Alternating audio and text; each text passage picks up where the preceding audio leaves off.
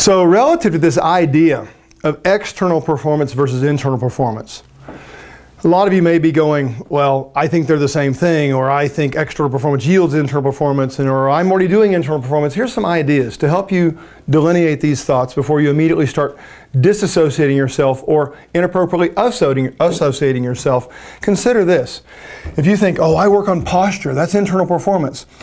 If you're thinking that someone's posture, the external shape of their body, should match someone else's external shape, you're playing the external performance game.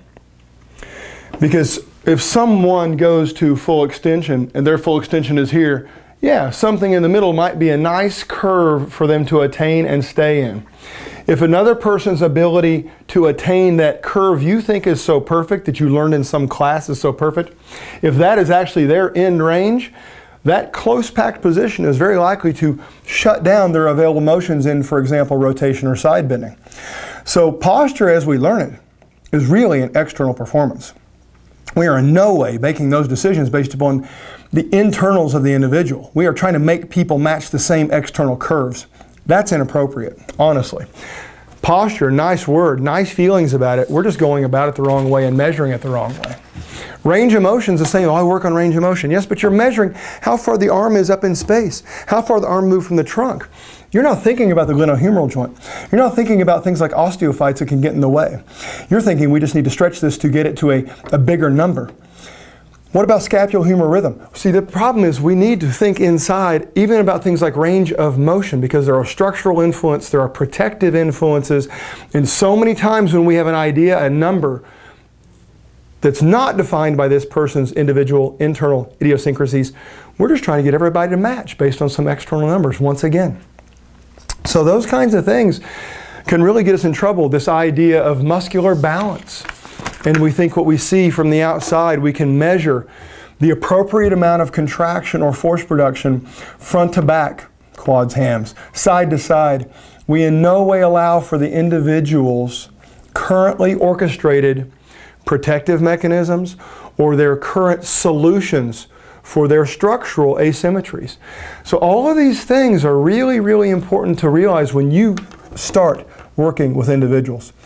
And stop collectively calling everybody the same thing. There is no such thing as a general anything that's helpful in this industry.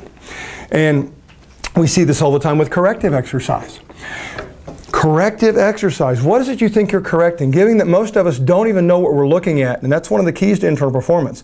What are you looking at? What does a hip really do? What are these hip muscles supposed to do?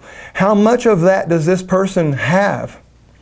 See, we need to stop thinking about correcting things with our little God complex that we've been offered here. We're going to fix things without knowing anything about them. The first thing we should do before we correct it is respect it. You need to realize what this person has available for you today is all you get to use. Going beyond it does not necessarily help it. And it's a really tough professional balance between how much does it take to potentially nudge someone forward versus crossing that line between what they can do and what they can't do, and creating problems along the way. So those ideas and internal performance and understanding what it is we're looking for and what we're looking at, pardon the prepositions at the end of the sentence, becomes everything when we start learning about the body. Eliminating generalizations and thinking the specifics that are presented in front of you via the person that walks in with all the answers, the client.